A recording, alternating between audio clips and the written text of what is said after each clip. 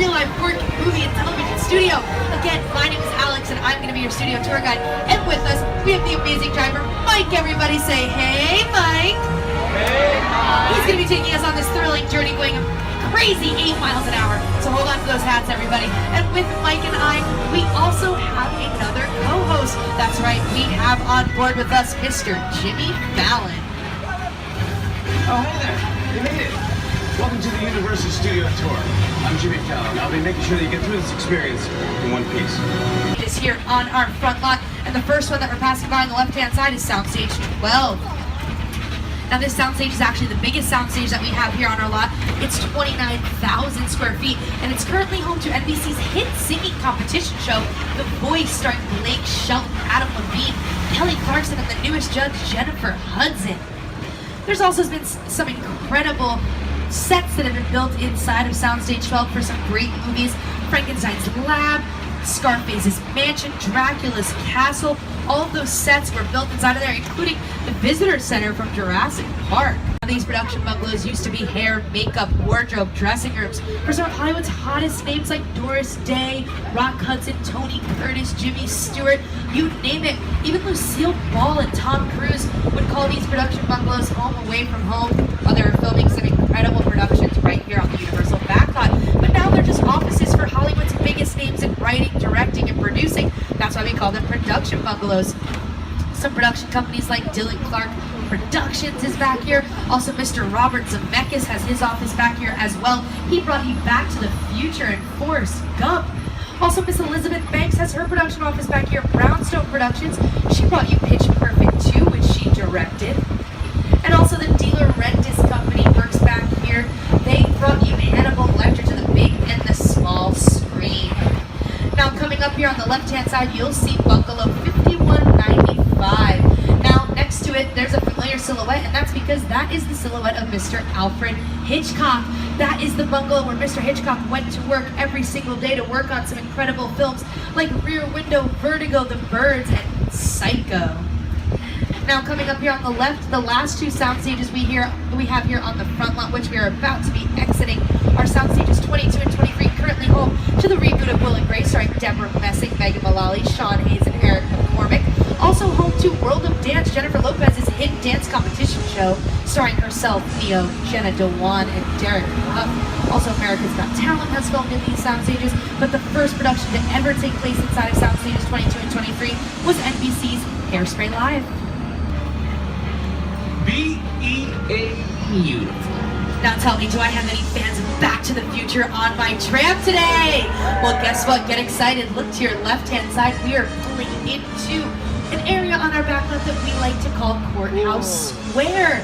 Now, this is where they filmed the amazing Jay Fox.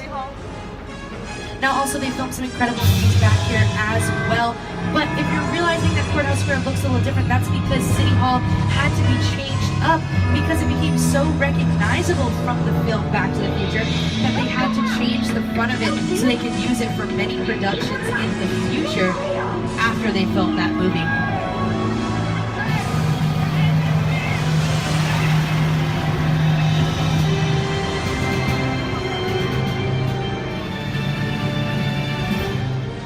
Now they covered up the front of City a little bit because, like I said, those pillars that were seen in the Back to the Future movie for City Hall became so recognizable. But it's still there. They just put one of those facades right on top of it. So don't worry, they didn't change it completely. They just dressed it up a little bit, as we like to say. But as we head out of the small town of Hill Valley, I'm taking you somewhere pretty exciting, everybody. We're headed to the Big Apple. That's right, we're headed to New York Street. That's what we call it here on our backlot, our very own 34th Street in New York, right here in Southern California. And who knows New York better than my good friend, Jimmy Fallon. Hey everyone, welcome to New York. I got my start right here in New York on Saturday Night Live. This is actually my lady. Over there. That old woman. Tough lady. This is my favorite hot dog guy. Hey buddy, how's it going? Remember me? No. Just like old times. Gotta love New York City. Hey, I'm walking here! I'm walking here! Hey, it's cool, guys. I was just walking there. So it's not exactly New York, but a lot of times when you see New York in the movies, it was shot right here on the Universal Metro sets. If you can make it here, you can make it anywhere. even if you make it here on the Universal lot.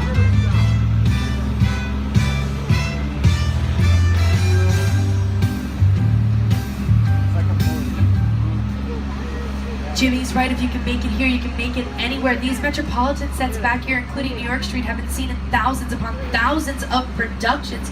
Now, these metropolitan sets are definitely special because they can truly be transformed to be any city in the world. Like you saw earlier, this was where they used these metro sets for Baltimore for Hairspray Live. It's seen as Boston in Live by Night show. Captain America as New York as well. In the Transformers starring Shia LaBeouf, it was used as New York City.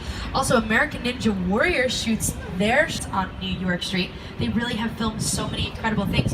Now, as we were driving down those alleyways, even just for a couple minutes, depending on what part of the city you're trying to close. And it's great to have you along for the ride. Now, we have created this 3D immersive experience, so you're going to have your glasses ready. Don't put them on yet, but just have them in your hand because we're about to return to Skull Island. We really put a lot of thought into the character and personality of Kong, and he's so much more than a monster. In fact, he's not a monster. You know, he is an incredibly majestic, ancient creature. He's a force of nature. He's old, he's wise.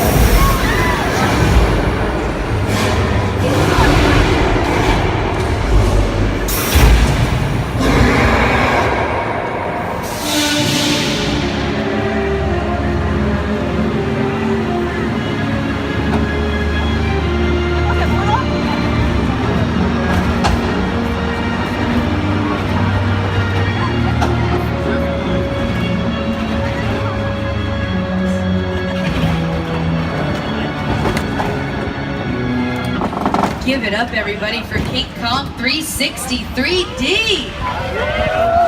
That epic battle that you just saw is projected on some of the world's largest 3D screens, standing 40 feet tall and 180 feet wide, and utilizes some of the most advanced technology in filmmaking today. It was brought to you by the director, Mr. Peter Jackson, and the folks over at Wetted Digital, who have won 5 Academy Awards and worked on films such as King Kong, Rise of the Planet of the Apes, The Lord of the Rings, and the Hobbit trilogies, as well as Avatar. With a project like the studio tour, the audience is in the middle of the environment. They're looking in all directions. There's creatures coming at them. They're seeing Kong from this side and T-Rexes from the other side. Working on a movie, we always know people are looking. They're looking straight ahead. They're looking at the shot that they're working on. Here you have to take into account that people are looking in all directions. Also, what do you need from a feature film? The amount of visual information, the number of pictures, and continuing to do that, it's a hell of a ride.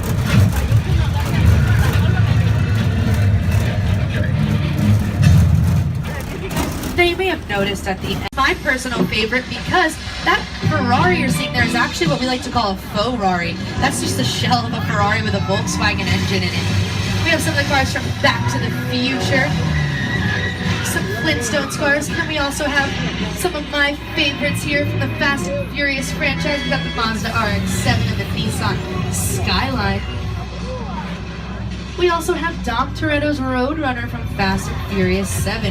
Now this is pretty cool stuff, guys. We have the gyrosphere from Jurassic World and Jurassic World 2 right there. That is the real gyrosphere that they used. They actually just put it back a few days ago because they used it for the production of Jurassic World 2. Pretty cool stuff. Now speaking of Jurassic World, if you look on your screen here, tell me if you recognize this little cameo from the first Jurassic World film. Well, if you don't, that's Mr. Jimmy Buffett, everybody. He's saving his very own margaritas from, you guessed it, Margaritaville, which was right there in Island Nublar. In Jurassic World, you probably didn't even realize that was even there because that scene was so crazy. Now, I'm about to take you back 25 years to the original trilogy, everybody.